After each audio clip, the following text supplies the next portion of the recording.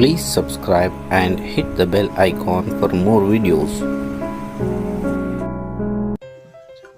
Hello, welcome to learn English. ಈ technical ಯುಗದಲ್ಲಿ English ಮಾತನಾಡುವುದು ಮತ್ತು ಅರ್ಥೈಸಿಕೊಳ್ಳುವುದು ಅನಿವಾರ್ಯವಾಗಿದೆ. ನಮ್ಮ ವಿಡಿಯೋಗಳಲ್ಲಿ ಕನ್ನಡದಲ್ಲಿ ಸರಳವಾಗಿ ಇಂಗ್ಲಿಷ್ ಕಲಿಯಿರಿ.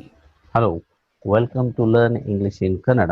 ಈ ವಿಡಿಯೋದಲ್ಲಿ ಆ ಮತ್ತು ಆನ್ ಬಳಕೆ ಕಲಿಯೋಣ. ಆ ಅಥವಾ ಆನ್ ಅಂದರೆ ಒಂದು.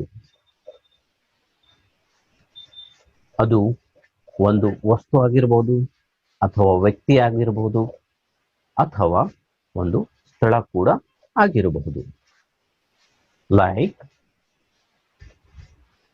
ಅ ಟೀಚರ್ ಅಂದರೆ ಒಬ್ಬ ಶಿಕ್ಷಕ.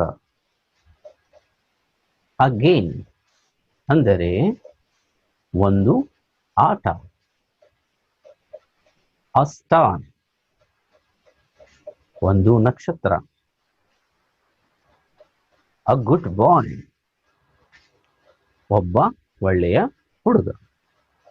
ಇನ್ ದಿಸ್ ವೇ ಏಕವಚನ ಪದಗಳು ವಾವೆಲ್ ಸೌಂಡ್ ಅಂದರೆ A, E, I, O, U ಗಳ ಶಬ್ದದಿಂದ ಪ್ರಾರಂಭವಾದರೆ ಆನ್ ಬಳಸಲಾಗುತ್ತದೆ, ಇಲ್ಲದಿದ್ದರೆ ಅ ಬಳಸಲಾಗುತ್ತದೆ. ಇಂಗ್ಲಿಷ್ನಲ್ಲಿ 5 ಸ್ವರಗಳಿವೆ, ಆದರೆ 20ಕ್ಕಿಂತ ಹೆಚ್ಚು ಸ್ವರ ಸಂಬಂಧಿತ ಶಬ್ದಗಳಿವೆ. Look here. ಆನ್ ಎಂಜಿನಿಯರ್ ಅಂದರೆ ಒಬ್ಬ ಇಂಜಿನಿಯರ್. ಆನ್ ಆನಿಮಲ್ ಒಂದು ಪ್ರಾಣಿ. ಆನ್ ಅವರ್ ಒಂದು ಗಂಟೆ. ಆನ್ ಎಕ್ಸಲೆಂಟ್ ಬಾಯ್ ಒಬ್ಬ ಅತ್ಯುತ್ತಮ ಹುಡುಗ. ಈಗ ಈ ವಾಕ್ಯಗಳನ್ನು ಗಮನಿಸಿ. Ramesh is on engineer. Football is a game.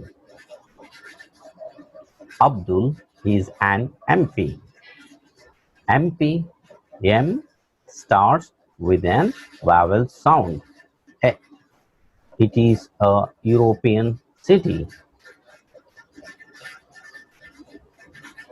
Now, pause the video and complete these sentences with a or an. I do hope today's topic is clear. Meet you in the next video. Thank you very much.